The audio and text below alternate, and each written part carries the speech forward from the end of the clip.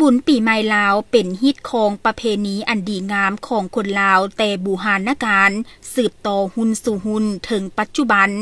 ปีใหม่เป็นเทศกาลที่ชาวพุทธสมมาผู้ที่มีพระคุณครูบาอาจารย์พ่อแม่ปู่ย่าตายายเพื่อขอขมาสิ่งที่ได้กระทำลงไปเนื่องในโอกาสวันบุญปีใหม่คริสตศักราช2026และพุทธศักราช2569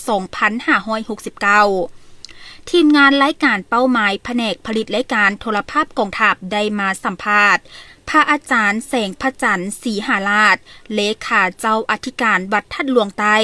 ได้เล่าถึงประวัติความเป็นมาของบุญปีใหม่ลาวว่า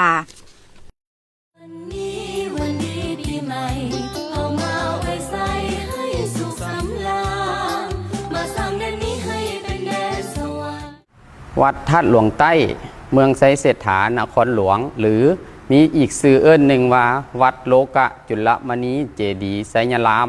เป็นวัดหนึ่งที่นอนในเขตมรดกซึ่งมีพระธาตุหลวงเป็นที่ตั้งสง่าเป็นศูนย์รวมจิตใจของประชาชนลาวบรรดาเผ่าทั้งภายในและต่างประเทศวัดทัดหลวงไต้